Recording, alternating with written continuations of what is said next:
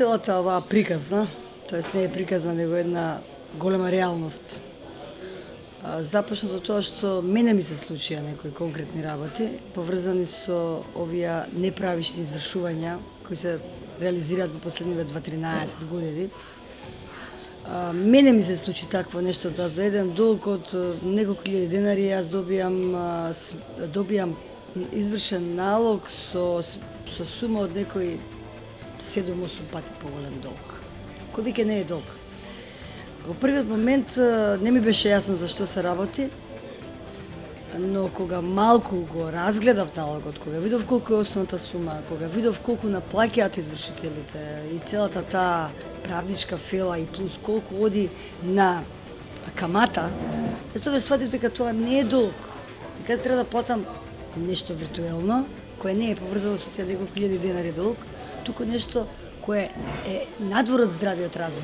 Прво, дадовте иницијатива до Уставен суд, на која се уште немаме одговор, за преиспитување да тој спорен член 10 од Законот за извршување донесен во 2009 година од страна на Собранието и објавен во Службен весник, и одговор дали е уставно да се прекине застарувањето, односно да се прескокне Законот за облигациони односи, каде што десетно се стои за комунални услуги е 1 година, ако не е утужена таа комунална услуга, и апсолутно застарување или целосно застарување е 10 години. Овде се надминува таа бројка многу пати. Така да во разговор со разни адвокати, со разни правници сум дошла до тоа, еди ќе речат, па може и 30 години да биде. Па тоа го нема на Марс. 30 години сметка за пардон или сметка за џубретари, на која веќе имате смена на генерација, имате за 30 години. Па убиство застарува за 20 години. Форензичари не се нафаќаат над 20 години траги да бараат. Назад, веќе, зад таа 2006. Тоа е застарено. Тоа е застарено според Законот за облигациони односи. Значи, ако тој навистина мисли на тоа да им помогне на луѓето, тој треба да направи некаков колективен отпис на сите оние кои не биле во можност да плаќаат. Тоа се луѓе кои биле невработени, кои немале извор на приход. Значи, зборуваме за луѓе, тоа е маса луѓе. Луѓе со минимални пензии, оние што се регистрирани социјални случаи, малку се тие.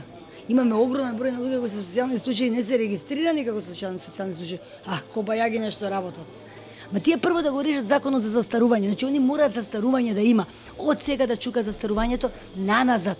Значи, 1 година за неутужени сметки и максимално 5-10 години за според Законот за облигациони односи, каде што е ист секаде во овие земји. Знаете колку има кривични пријави до основно јавно обвинителство кои не се процесуирани, кои не се поминати од граѓани, од фирми за извршители? Огромен број. Огромен. Спие тоа. Иво вишо обвинителство. Че си стои тоа. Значи, луѓе им е земено бесправно имот, им се земени огромни суми на пари, тоа никој за тоа не збори, животите им се, луѓе под земја имаме, колку луѓе болни имаме. Значи, ова е горечки проблем. Зашто сметам дека основните средства за живот не се почитуваат во Македонија. Значи, основните. Тој што не платил, имало огромна причина зашто не го направил тоа тогаш далечната 2001 година или 2002 година. Милион работи се случуваа на политичко поле, на социјално, на општествено поле. Значи, мораме да ги надминеме, за ако сакаме да станеме социјална држава. Случај, значи се работи за 95 годишна жена, на која доаѓа извршна одлука за топлинска енергија, испрачување на топлинска енергија со 1/3 од пензија. Значи, таа жена е во пелени, не е ни свесна за тоа што се случува.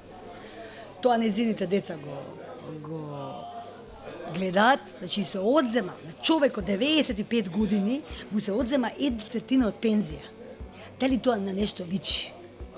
Дали е нормално да самохрана мајка на 2 деца, еден наш скопски извршител, 7-8 месеци да ја запира цела плата?